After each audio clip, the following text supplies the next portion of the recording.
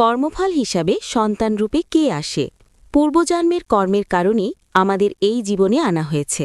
পৃথিবীর সব সম্পর্ক, যেমন বাবা মা, ভাই বোন, স্বামী স্ত্রী, বান্ধবী, বন্ধু, শত্রু, আত্মীয় স্বজন ইত্যাদি পাওয়া যায়। কারণ আমাদের হয় তাদের সবাইকে কিছু দিতে হবে, নয়তো তাদের কাছ থেকে কিছু নিতে হবে। একইভাবে শিশু হিসাবে আমাদের পূর্বজন্মের একজন আত্মীয় আসে এবং জন্ম নেয়। আমাদের কোনো না কোনো কর্মের কারণেই আমরা একে অপরের সাথে বাধা পড়ি সংসারে। আমাদের কর্মফলের কারণে সন্তান রূপে আসে, যাকে শাস্ত্রে 4 প্রকার হিসাবে বর্ণনা করা হয়েছে। ঋণ অনুবন্ধ সন্তান। আপনি যদি পূর্বজন্মের কোনো ব্যক্তির কাছ থেকে কোনোভাবে ঋণ নিয়ে এসে থাকেন বা কোনোভাবে তার সম্পদ নষ্ট করে এসে থাকেন, তাহলে সে আপনার ঘরে সন্তান রূপে জন্ম নেবে এবং তার হিসাব নিষ্পত্তি না হওয়া পর্যন্ত অসুস্থতা বা অকেজ কাজের নানাভাবে আপনার সম্পদ নষ্ট করবে। শত্রু সন্তান। আপনার কাছ থেকে প্রতিশোধ নেওয়ার জন্য পূর্বজন্মের একজন শত্রু সন্তানের আকারে আপনার ঘরে আসবে এবং সে যখন বড় হবে তখন সে বাবা মায়ের সাথে মারামারি করবে, ঝগড়া করবে বা সারা জীবন তাদের যে কোনোভাবে হয়রানি করবে। সে সর্বদা কটু কথা বলে তাদের অপমান করবে এবং দুঃখ দিয়ে সুখী হবে। উদাসীন সন্তান।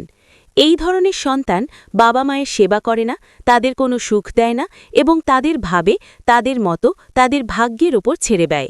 বিয়ে হলেই বাবা মায়ের কাছ থেকে আলাদা হয়ে যায়। সেবক সন্তান। আপনি যদি পূর্বজন্মে কাউকে অনেক সেবা করে থাকেন, তাহলে সে যে সেবা পেয়েছিল তার ঋণ শোধ করার জন্য সে পুত্ররূপে আপনার সেবা করতে আসে। আপনি যে বীজ বুনেছেন তাই কাটবেন। যদি আপনি আপনার পিতামাতার সেবা করে থাকেন, তবেই আপনার সন্তানরা বৃদ্ধ বয়সে আপনার সেবা করবে, নইলে জল তুলে দেওয়ার মতো কাছে কেউ থাকবে না। আপনি ভাববেন না যে এই সমস্ত জিনিস শুধুমাত্র মানুষের জন্য প্রযোজ্য। যে কোনো প্রকারের জীবের মধ্যে হতে পারে। আপনি যদি নিঃস্বার্থভাবে একটি গরুর সেবা করে থাকেন, তাহলে সেও আপনার ছেলে বা মেয়ে হয়ে আসতে পারে। আপনি যদি স্বার্থপর হয়ে একটি গাভী লালন পালন করেন এবং দুধ দেওয়া বন্ধ করার পরে তাকে ঘর থেকে বের করে দেন, তাহলে তা ঘৃণায় পুত্র বা কন্যা হয়ে জন্মগ্রহণ করবে। আপনি যদি কোনো নিরপরাধ প্রাণীকে অত্যাচার করে থাকেন, তাহলে সে আপনার জীবনের শত্রু হয়ে আসবে।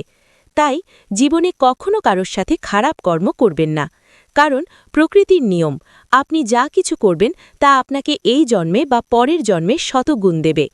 আপনি যদি কাউকে 1 টাকা দিয়ে থাকেন, তাহলে বুঝবেন আপনার অ্যাকাউন্টে 100 টাকা জমা হয়েছে। আপনি যদি কারোর কাছ থেকে 1 টাকা ছিনিয়ে নিয়ে থাকেন, তাহলে বুঝবেন আপনার জমা থেকে 100 টাকা তুলে নেওয়া হয়েছে।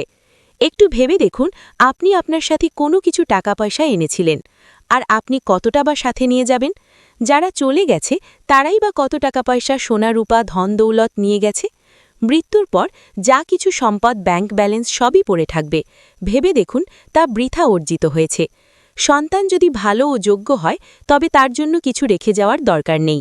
সে নিজে খাবে এবং উপার্জন করবে। সন্তান যদি ভালো না হয়, নষ্ট, ভ্রষ্ট বা মূল্যহীন হয়, তবে তার জন্য যত টাকা চাইবে রেখে দিন, কিছুদিনের মধ্যেই সব নষ্ট হয়ে যাবে।